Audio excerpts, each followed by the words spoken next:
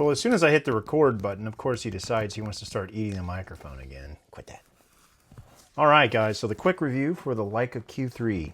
I'm going to go over a couple things that I really liked about it that I didn't like. I've had a couple weeks now to shoot with it. One of the things that I liked about it was, like I mentioned earlier, the compactness. Now, it's not as small as some point and shoots, like the Olympus that I used to shoot with that was a 4 megabyte, which I'll show you at a later time. The Leica Q3 is a rather compact point and shoot. You know, it's got the 28 millimeter Similux, which you just can't beat, the 1.7. The lens is Leica quality. It's sharp, it's fast, the focus is lacking, and that is kind of a co-point, but I'll get to later. So compactness is definitely one of the pros. Can't beat it, throw it in a bag. It's great build quality. Leica did not fail here. I put a little screen protector on it, and the thumb piece that's like $200. It's nice, but I showed you that in the first one. So the fixed lens, now it is a pro and a con at the same time. The lens itself makes you have to do all the movement, being that you can't interchange it, which is okay for a point and shoot. That's what point and shoots are for the most part. Obviously, you're going to get what you pay for, and Leica is definitely quality. So that's what's great about it. Those are some of the pros. It is enjoyable to shoot with. It's a solid build. You're not gonna beat this build. It is certified for, I think, down to like negative 34 degrees Celsius. So you're gonna be able to shoot in Arctic conditions, rain, cold, snow, which is one of the things that you'd be scared of if I was shooting with my M11. So that's another point. So some of the cons. When I first got the camera, this was used. The Leica Q3, it was the autofocus. Now, obviously, depending on what you're shooting, if you're shooting one of these, your people, etc., the settings and such. Settings are still super user-friendly, but then again, long story short, the autofocus was lacking. I updated it to the 3.0 firmware update, and it improved dramatically.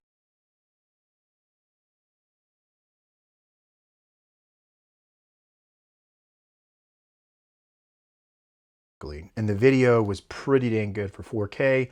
Clear, easy to take with you in video anywhere. So if you're just somebody that is looking for something that's light to travel with, that is going to have the Leica quality, the Leica strength, the build, and it's the weather resistant, this is the camera for you. The battery life wasn't terrible, but then again, it could be better. Each battery is about $200, so still, it's a solid battery. No real complaints other than it's mediocre. Leica is improving on that though, and that's what we as Leica users want to see. Again, the fixed lens, it is what it is. It's a Similux that they basically, that's what you get with the camera. You're getting a hard body with the $6,000 lens already, but that's just the price of the camera. If you get it, you're already aware of that. Everyone knows what Leica is. And if you're buying Leica, you're either buying it for the name or you know the build and quality that they do. Regardless of where they're at this current time compared to other cameras. The price, like I said, $6,000. You can get them used for cheaper. I've seen them if they're heavily used. This one's in excellent condition. And I will say that compared to the M11, the size isn't too far off. It's a little bigger, not something you're going to stick in your pocket and pull out, but your phone's for that anyways. Now, if I were to talk about the pleasure that I get from each one of these, the M11 or the Q3, which camera do I grab for when I go out the door? It's going to be the M11, hands down. It's the history of it. It's the range finding. It is the manual focus. The Q3 isn't for me. I don't see a real purpose in it at this time. I will probably be getting rid of it, to be honest with you. I'm not a complete Leica purist. I'm just getting into the world of Leica.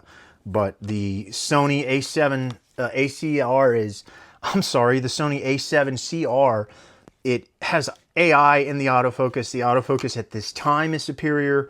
The lenses are interchangeable. It's very similar to the same size of the Q3. They're very similar. The lens is a little bigger, but you can get smaller lenses. At the end of the day, the Sony is, I'm not going to say it's as solid as the Leica's build, and the price point is like 1/3, I think it is. This thing was like 2K, I want to say. I'll have to double check that. 6K, 2K. Most photographers that shoot with this laugh at Leica users. Well, I'm newer to the world of this. I still love the Sony. It's a 60 megabyte full frame sensor, 60 megabyte full frame sensor. Leica, if we were to ask for anything, love it. It is a companion, but you need to catch up on some of these things. Sony's just going to blow you out of the water and continue to. And anyways, that is my review on the Leica. So it is on the Leica Q3 is on the chopping block.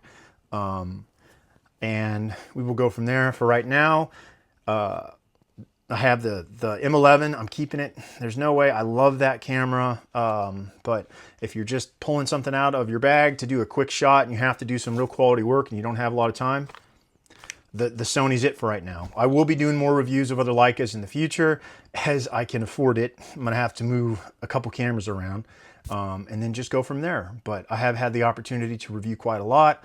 The Nikon Z7 II, I've had that in sub-Arctic conditions, and then it's like 105 degrees here in Texas anyways. So extreme conditions, extreme shooting all over North America, in the desert, in the snow, in the ice, and the humidity, which I have here, obviously. And so I'm really enjoying reviewing these cameras, and if you're still with me after 6 minutes, I appreciate you.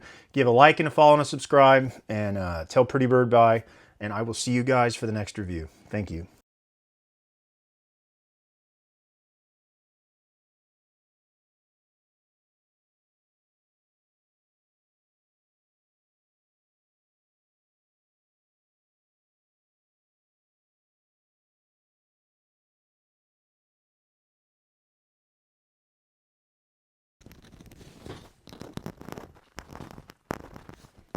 Do you mind?